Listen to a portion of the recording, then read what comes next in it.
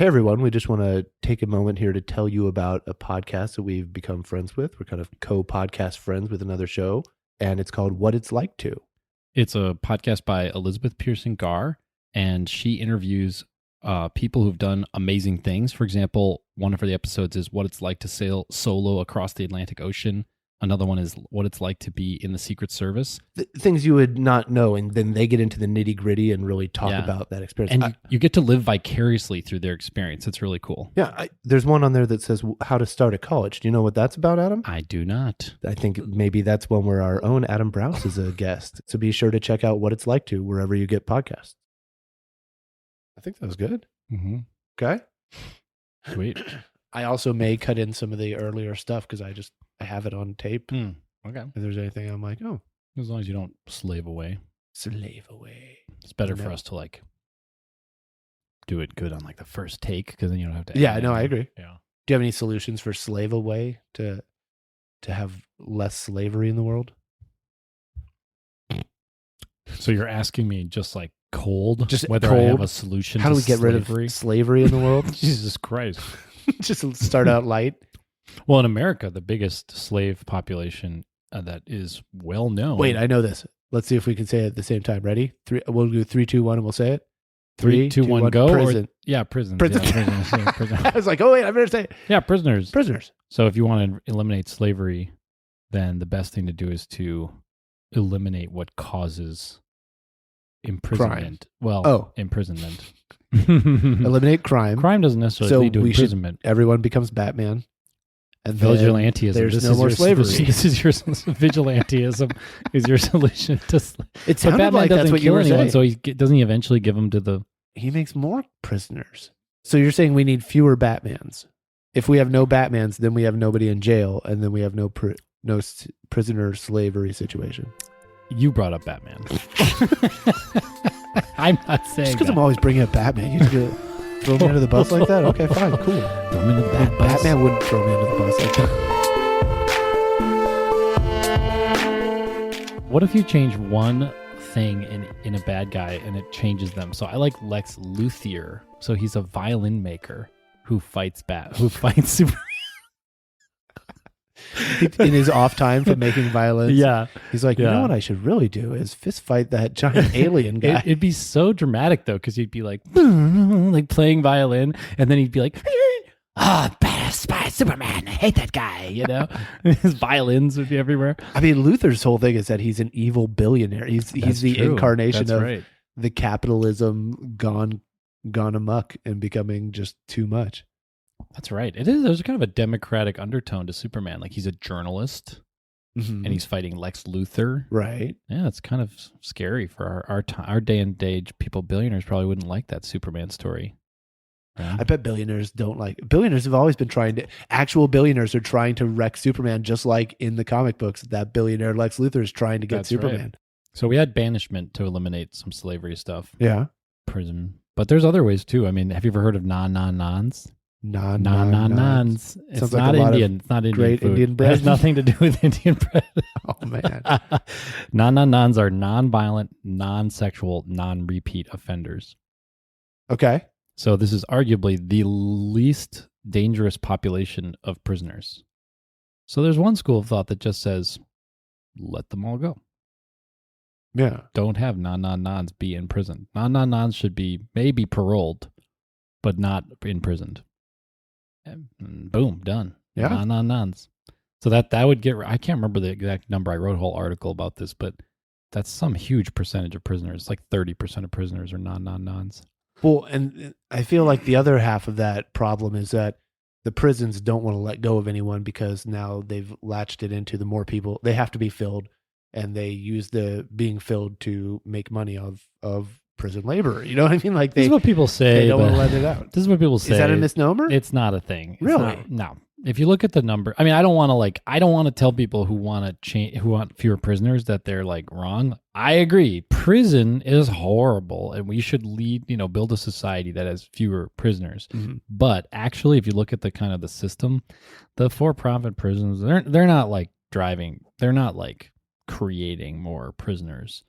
They are just opportunistically making money off white middle class fear. because that's what creates prisoners is white middle class fear and the failure to create like a livable society for like a large swath of the population. Yeah. And so they're just they're like capitalists. They're just opportunists. They're just taking, they're just like, well, we can make money off of this. They're not actually causing it.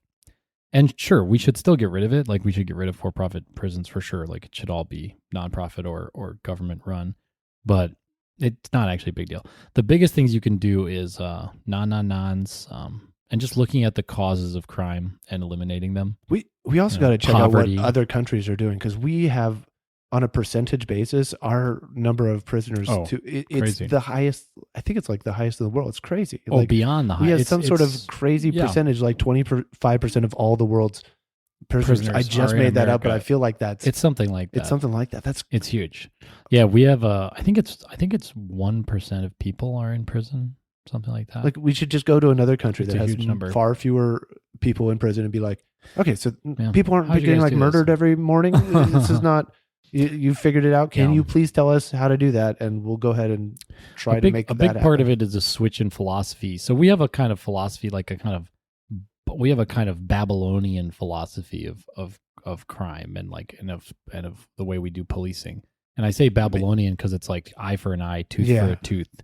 We're like, crime that's illegal should be punished because they deserve the punishment. It's like this very sort of moralizing thing. But if you want to have a better society with less slavery, but also a safer society, you shift all of the criminal justice system instead of criminal justice, into public safety system. So what you want is a public safety system. That's what we want, right? That's what I was having a kind of, not a debate, but a conversation with this data scientist friend of mine the other day, where he was like, look, my students made a crime statistics dashboard. And I was like, interesting. Tell me more. And he was like, this is so people can tell what part of the city is safe. And I was like, nope. That's not how that works. Like what's dangerous in cities is like cars. Cars are the most dangerous thing in cities. Like you get hit by a car, you get into a car accident. That's the most dangerous things in cities. That's what people are getting, guns maybe are like up there too. But gun violence is mostly suicides and gang violence, like people who know each other. Random acts of gun violence are like super rare. They're like lightning strikes or like shark attacks or something. They're like not actually the danger. So if you're just like if you're just like somewhere in a city, if there's like gang violence, like it's sort of scary, but you're actually safe unless you join one of the gangs. Like you're fine. See, the messaging is you have to join one of the gangs to be safe, and you're telling me that's the what opposite. I've been told too. Wait, you this is like a mashup of Scott's Great Idea Show. I just you were threw like, a question at you. I didn't think. I thought you'd say, "Get out of here." Do I have like another slavery one? How else do you get rid of slavery? Okay, let's do a slavery one. Okay, I got a slavery one. Okay, because we already talked about prisoners. Yeah. But let's just set that to aside, because that's the main slavery is prisoners. So if you want less slavery, if you believe in freedom, and you want less slavery in America, work on prison reform. The main thing is to reduce imprisonment, mass incarceration. That's the main thing. So, but let's set that to the side. Another form of slavery is human trafficking. Yes. And a lot of human trafficking is, especially in America, is for the sex trade. Right. Okay, sex work. Right. Prostitution. People are strippers, etc. Exactly. Trafficking women around to take advantage of them sexually. Bad. Yeah. This is bad stuff. Okay, so the current state of affairs with this in America is there were websites allowed to where people where sex workers could like put up their ad, I'm a sex worker. Right. And then are you confessing right now? No, I'm not. Oh, this is a what if. I'm just saying. I thought you were just sliding that in there. Imagine I was a sex worker. You don't have to work very hard there. Oh my God, Jesus! You've been working out. Okay. I have been bumping some. Got some. Yep. You got some Northman abs. Doing my over here? Northman abs. Yeah. So that's the interesting thing about sex work is that if you are a trafficked person who has no power, who is, deprived in a dangerous situation, and there's all these horrible social and mental, comorbidities that can go along with this, is absolutely horrible. But if you're like a free person who's decided to be a sex worker and you are like safely going about your sort of work, it's maybe not a great job, and maybe you don't want to do that job. But if you're not oppressed and kind of stuck in this system of violence, then it's just work, and we shouldn't treat them, Right. badly. Anyway, so what we have done in America, of course, is treat them badly because America's the bad guy. We have to remember America's not a good country. It's a bad country that makes almost all bad decisions. And obviously I'm saying that tongue in cheek. I love America for a lot of things it does, but we make a bunch of mistakes. But a lot of times we'll put the blame on the wrong side of the equation. equation. And so they passed this law, federally law, that said you can't have websites where people are posting, I'm a sex worker, And then that stopped all sex work, and then that's the end of the story. That was the end, Is that what you're telling me? Yes. When you make something illegal, it just immediately It goes stops away. happening? Right. Okay. It doesn't just lead to it continuing to happen, but far more dangerously, with greater harm to the most vulnerable people. Yes. Oh. I know. I would have never thought that. If you legalize something, it goes away immediately. It's funny when it's for guns. I wonder if there's something that could be learned in the abortion topic about oh my God. this sort of thing. Sorry, get back to or the guns. what you're talking about. You say to guns people, hey, we're gonna, they're like, you can't make guns illegal because if you do, we'll still just have them, and the criminals will have them, and it'll still be guns. It's like, exactly. But for abortion, but for sex work, yes, exactly, but for drugs, all this, yes, you are exactly right about guns, and actually it applies to all these things. Prohibition doesn't work. Doesn't seem to. So they passed this law, and the consensus among sex work people was this makes sex work way more dangerous because the way it used to work was someone could, they could put up their ad, and then John's, guys who are looking for whatever to work with a sex worker, they could go and say, hey, I want to meet up. And then the sex worker could be like, show me your they could vet them. They could be like, you have to send me your photo ID. You have to send me things to prove your identity to know, so I know who you are, so that I know you're just a safe guy. Right, sure. And now you can't do that because you can't have the ads. You can't really do that back and forth where you verify people's identities. And so it's much more dangerous for sex workers. Now, the people who made the law, mostly Republicans, said this is going to stop trafficking. And of course, they always try to use children. So they're like, and children trafficking, because on these platforms, the platforms are not necessarily cracking down on anything. And so there are children on here who are being trafficked. Obviously, I'm sure in some fraction of the case, that's probably true. And it's obviously horrible, so they passed this law. I'll just say briefly, if that's the case, that's what you don't want human trafficking, and you don't want, certainly not child trafficking or child sex workers. But if there was one place where they were all there, the FBI could really easily just go and enforce it. If it was all there in the center. Place to market this. Right. If there were 5 competing marketplaces, then the FBI could literally just be scan, probably with AI or, they could just be scanning for this. And when they found it, they could go bust those MFers. And that's also the argument for places where sex work is legal. Is now it's monitored, it's tested, people are required to register, and then it's much more safer on the whole, than everyone doing their own thing behind closed doors. Here's the solution, and maybe we should put this first. Here's the solution. Yeah. Legalization of sex work is not a good solution. Okay. Germany has proved that. Illegalization. Wait, are you about to say something Germany did is not anti-German? Right? You never do that. I am crossing all kinds of boundaries here. Okay. First of all, we're talking about sex. Already a little edgy. Everybody strap in, so to speak. Everybody strap on. Strap on. Everybody strap in, strap on. We're talking about sex. But, okay, I'm going to go against something Germany did. They made a huge mistake. So illegalization... we all know about the big mistake Germany made. Okay. And what was it? Illegalization of what? Everybody has to bring it back to the World War II and one. Okay, and one. I just watched the new Indiana Jones. It was... Were there Nazis in it? There was so many Nazis. Neo-Nazis. Or was it... there's some flashbacks Nazis and stuff. They were regular Nazis as well. Really? Yeah. How'd they get those? They must be 80 years old, 100 years old. Well, they flash back to when they were all young people, and then you hire people that are that age, and then you say that they're in 1940. Yeah, right. They're actors. So the Germans screwed up. The Americans screwed up. Illegalization doesn't work. Prohibition, we already said, doesn't work. Just leads to greater harm.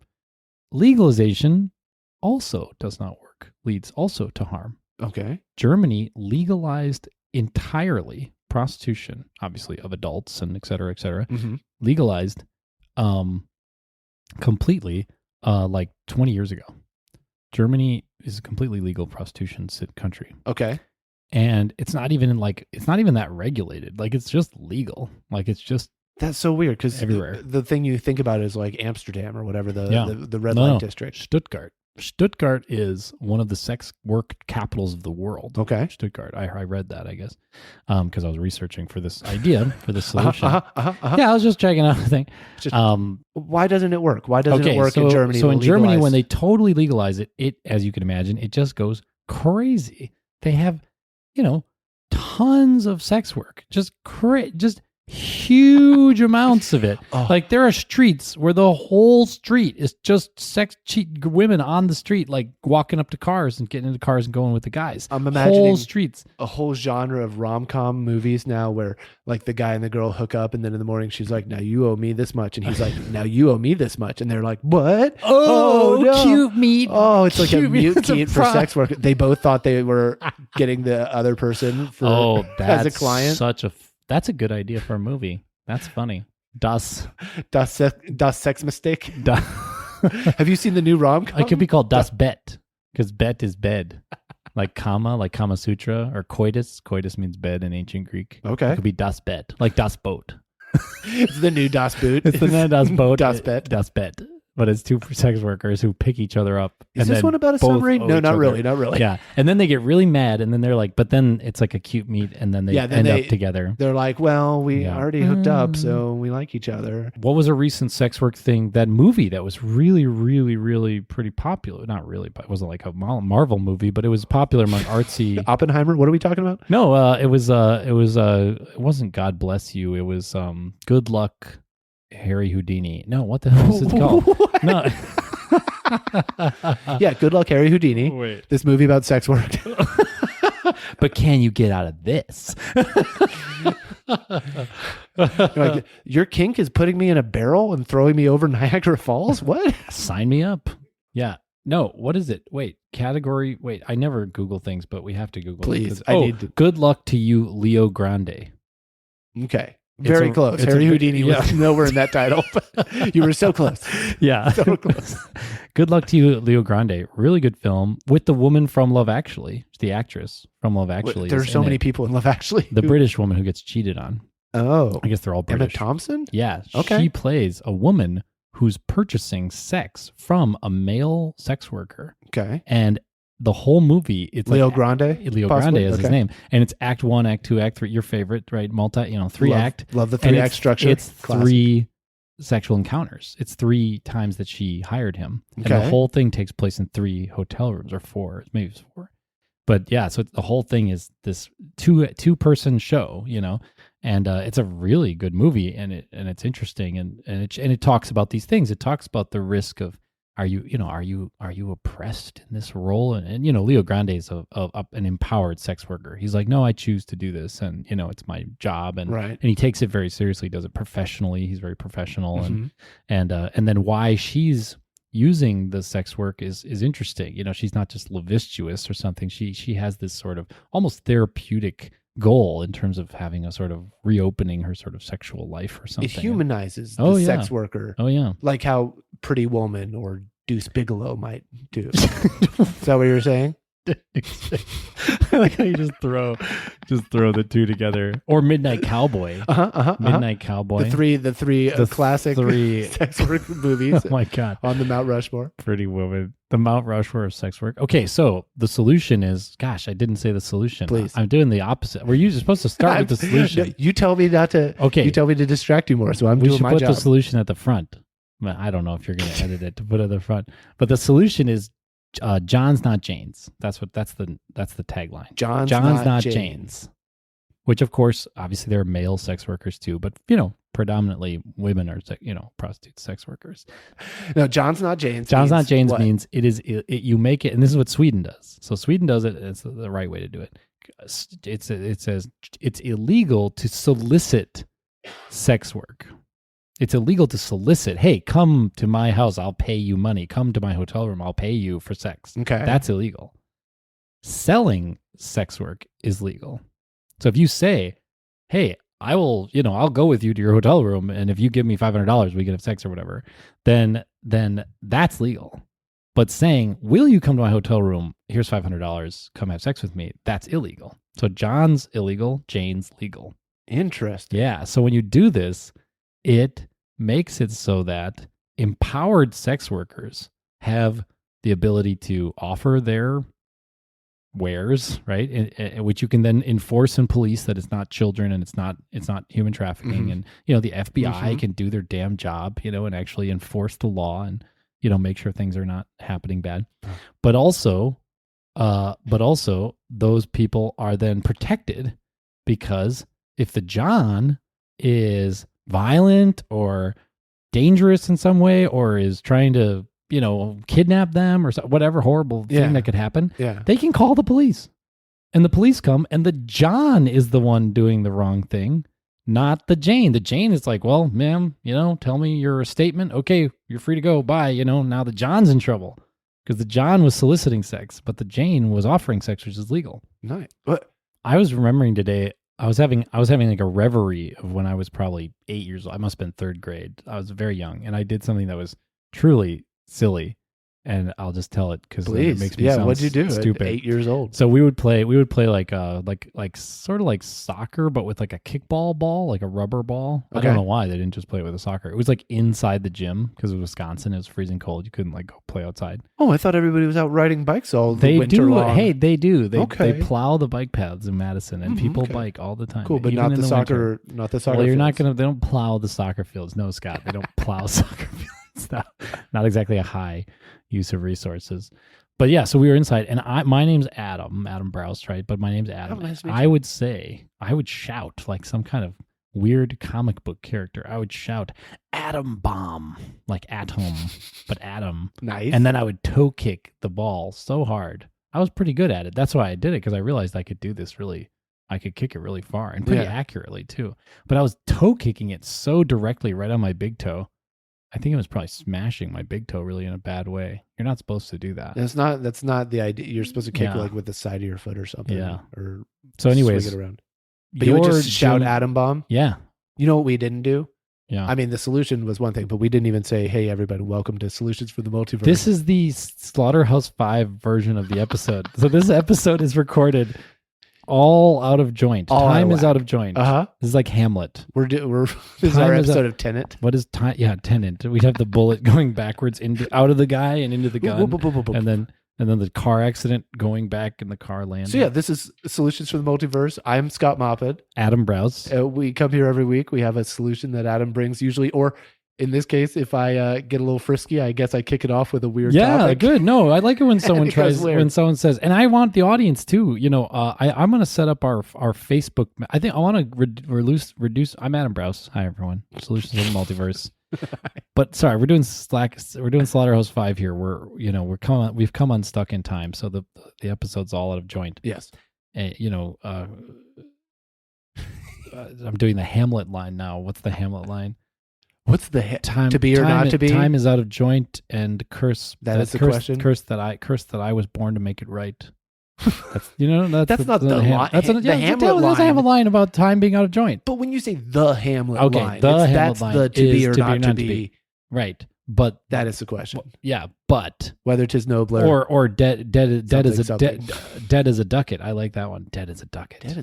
He kills Polonius. I don't know that I've seen Hamlet. He's dead. I may not have actually dead seen as Hamlet. A ducat. I just know the line and you're supposed to hold up the skull and talk to Horatio. Yeah. Yep. Yorick. Do you think if you saw someone's skull, Horatio's his friend, but he says to Horatio, I knew him well. Horatio, I knew him well. Horatio isn't the skull? No, that's Yorick. Yorick is his skull. So do you think if you met, so Yorick was his clowning sort of guy who took care of him as a kid. Okay.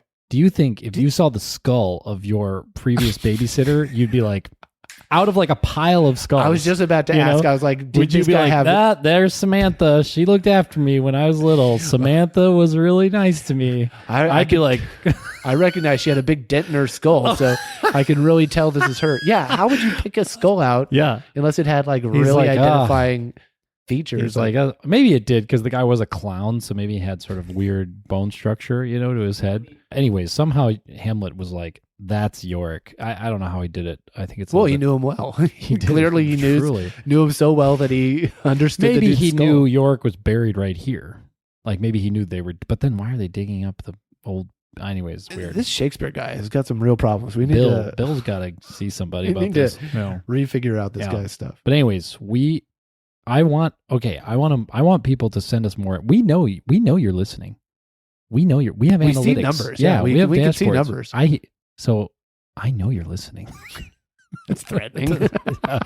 And so I want more people to message us with like either what they liked about this, I liked this episode, to like tell us what your favorite episode is, or ask us questions, or send us in problems that you want solutions for. We'll do a mailbag. We'll do episodes based on what people say. LinkedIn, Twitter. No, I want to simplify Facebook, it. I think email. I think the easiest thing, well, there's email in the show notes. That's pretty easy. Yeah. Solutions from the multiverse at gmail.com. Yep. But also, I think maybe Facebook Messenger. If we have a Facebook page, can people message us? That might be an easy way too. Sure. But email is probably the easiest. Okay, email us. I was going to put my phone number on there. People could just text us. But maybe that's weird.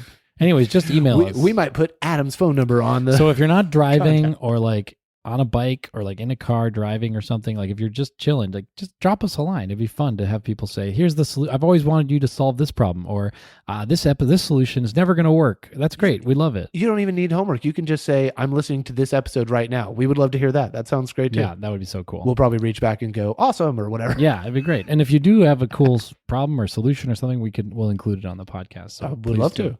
Okay, back to John's, not Jane's. So John's should be illegal, not Jane's. Okay. If you do this, you end up with Sweden, not Germany or America, who have gone to the opposite two extremes. So in Germany, they have more human trafficking because it's legal, and underneath that legality, you get this like, capitalism. You get this really like, I'm going to make as much money as we can. We're going to like start a huge brothel in the center of the city and pack it full of like immigrants, like where did these people come from? Like you have a bunch of like Romanian, Ukrainian, like women, like where did these people, are their papers really in order? Like, is everyone here of their own free will? Yes. That's what we want to find exactly. out, And have they been promised, you've been promised something, and so then you displace yourself, and then when you get there, the promises start to change, the goalpost moves, and that's human trafficking, and that's horrible, that's evil, But in Sweden, it's not legal. You can't just start a big, you can't. If you do start a brothel, it has to be run by people who are actually. It's like it becomes a co-op essentially of legal prostitutes who are offering, and every man who walks in there is like, this is a bit dangerous for me. I better be on my best behavior because I'm breaking the law.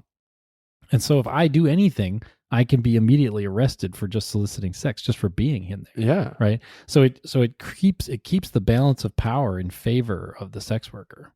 Interesting. And the police. So the police and the sex workers are in charge, and the people buying sex are not in charge. I think also in Sweden, they don't allow straight up brothels to exist. Okay. I think you have to be sort of a freelancer. So it's also keeps it, again, you want to tamp it down. It keeps big brothel from taking over. Oh man, not like in Germany. Germany, big brothel is in charge. It's become a problem. They have lobbyists now. That they try to. They dress really well. It's like we have Angela Merkel's ear. We're going to tell her all the things we want to stay legal. And don't Angela look Merkel is hard to seduce with lobbying. She seems like a serious person who's into serious things. Big brothel man. Big brothel man. That's the other thing. If you want to reach out to Adam and call him Big Brothel Man, I'm sure that'll be something he would welcome. Gotta know about sex work. It's a dangerous thing. So all of this falls under the category of what's called harm reduction and public safety. So we want our criminal justice system to not be a kind of Babylonian eye for an eye, tooth for a tooth Babylonian thing. We want it, or a puritanical thing where it's all about morality. We want it to be about safety. Promote public safety. Well, and if we say something is bad or there's a problem with something, instead of just going, it's illegal, now it doesn't exist, and anyone who does it, you're on your own, and pushing it underground, that's clearly not the solution for anything. Like that's the cheap, easy way that is trying to like make someone look good or just kick the can down the road. But you need to find more innovative, interesting, nuanced solutions than just be like criminalize it and then we're done, you know? And I think every problem's got its own way to try and solve it. And it sounds like for this one, because you're dealing with people who some of them want to be doing it and some of them don't, you got to figure out how to do. Because yeah, if there's no above board way to do it, then everyone does it under board, and you get a lot of confusion and a lot of danger for everyone involved. Yep. Public safety and harm reduction. That should be like the goal of all of our, what we currently today call criminal justice policies and setups. It should not be about like punishing people because they did something bad. That doesn't really make sense. Like, the main thing is, does it harm? Does it lead to misery? Does it lead to harm? Does it lead to, to the lack of safety, to danger? If it does, then let's eliminate the harm and the danger and the misery.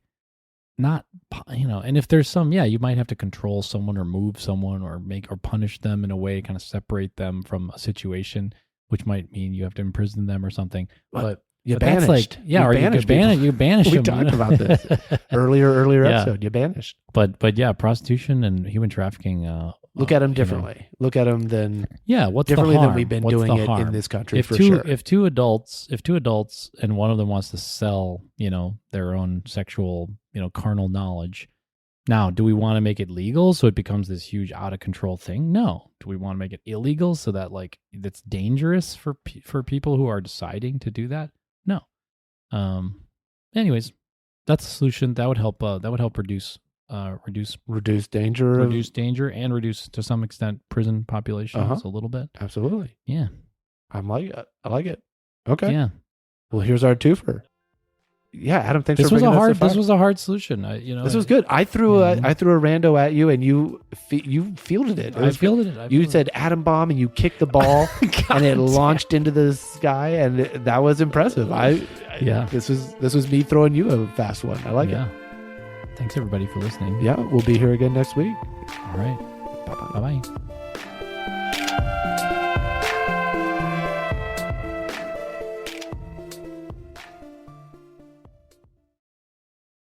Hey there, thanks for listening to that episode of Solutions from the Multiverse.